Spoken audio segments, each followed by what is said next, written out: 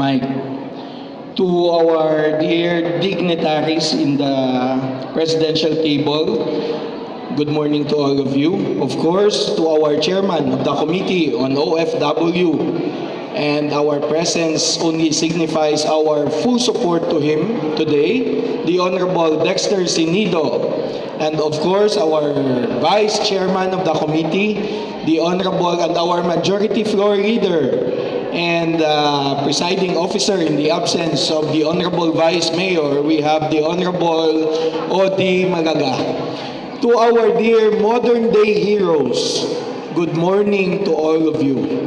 It's quite an honor and a privilege for me to have been given this opportunity today to face you in this very meaningful summit that we are celebrating today.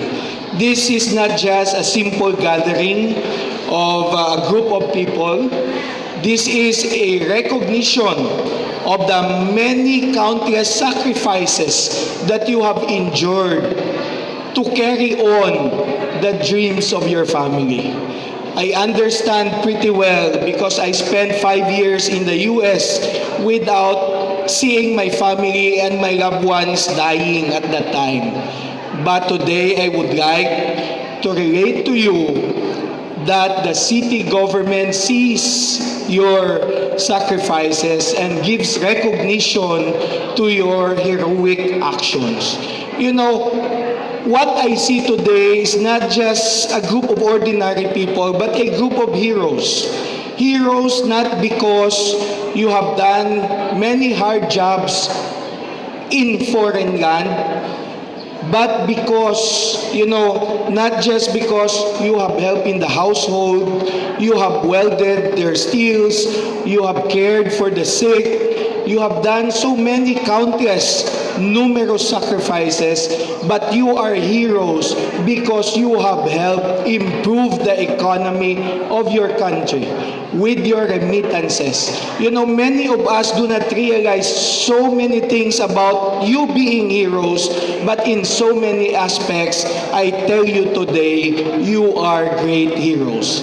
If this happened 120 years ago, you are the likes of Andres Bonifacio or Jose Rizal or Mabini or Del Pilar. But today, we address all of you as our real life and real-time heroes because of the things that you have done. Your decision, especially for the mothers, to leave behind your small children and go in foreign lands to serve other people and be away from your family is already something that some people cannot fathom in their life.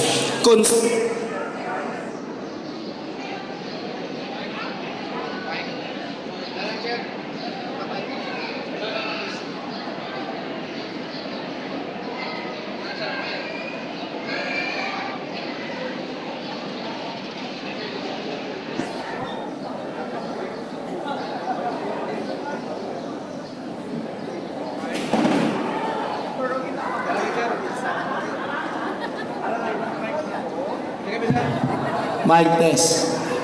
Basta ginakapoy na ang microphone.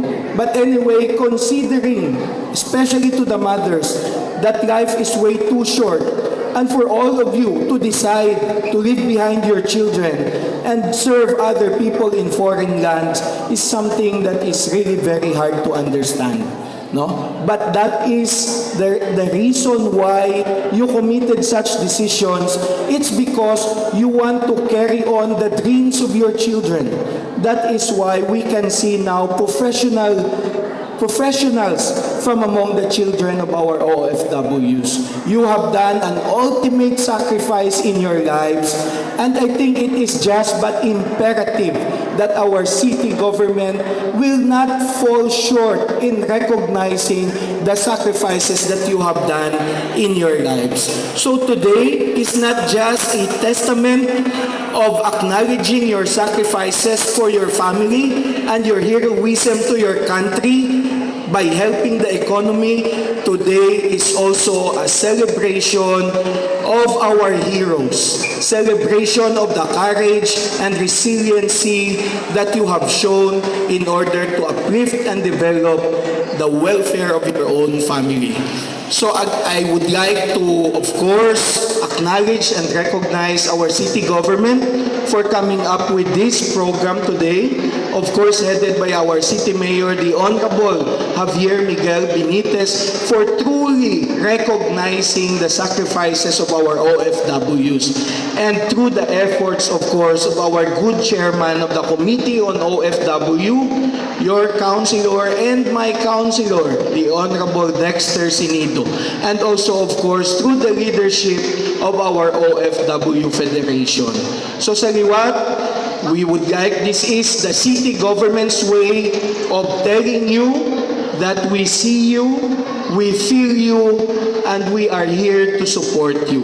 I hope that this gathering is going to be a sharing of ideas and help and benefit and assistance and collaboration and reintegration and all the possible good things that can come up from this gathering today. So this is your place, this is your venue, this is the time that is given to you para nga mapauswag pagid ang ikaayo sa aton OFW diri sa Victoria. So again, I will not call you OFW or simple citizens.